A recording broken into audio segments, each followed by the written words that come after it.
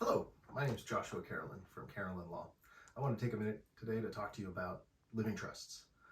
Question I get asked a lot is, what is a trust? And it's a complicated thing, but I can try to answer it simply by saying a trust is a way to protect your assets from estate taxes and probate.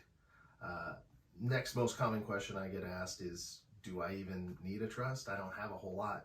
And that's an individual thing, but I would strongly suggest that if you have property in the state of California or retirement accounts, you should consider the idea of getting a trust. Many clients that come to me fit into two different groups. The first group is people who have unfortunately had somebody in their life pass, but that person didn't have any documents, didn't have any trusts or wills or anything like that. And those clients come to me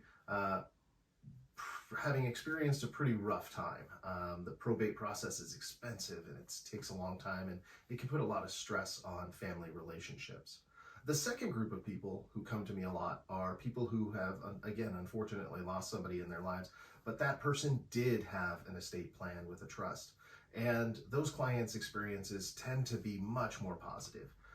The process is a lot more streamlined, easier, less expensive, and the deceased person's wishes are clearly known to everybody, which helps limit any stresses on the family.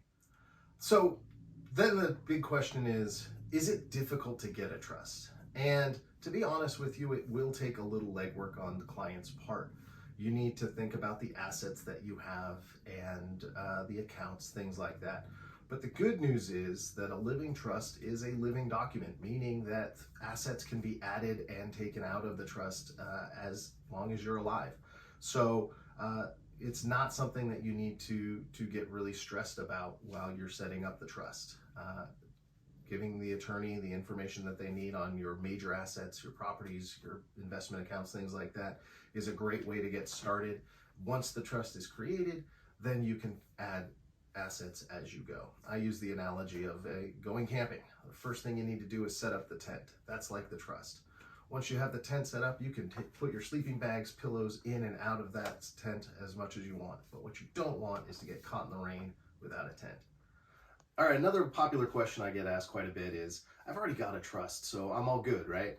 And yes, you are probably protected by your trust, but if it's been a while, 5 to 10 years, it's always a good idea to dust off that trust and find out if the people that you've mentioned in it are still the people that you want to get your assets or make decisions for you. Some of those people might have gone out of your life. Some of those people might not be around anymore. So it's a good idea every few years to go through your trust and make sure that the people are still around and still interested in serving in those different roles. It's also a good idea to consult an attorney every few years to see if there's been any changes in the laws. Over the last few years, we've had some changes to Prop 13 that may or may not affect your estate plan, but it's always a good idea to get that checked every once in a while. Well, that's all I've got for you guys on this post. If you have any questions, please feel free to reach out. You can find our email and phone number at the bottom of the screen. I look forward to hearing from you.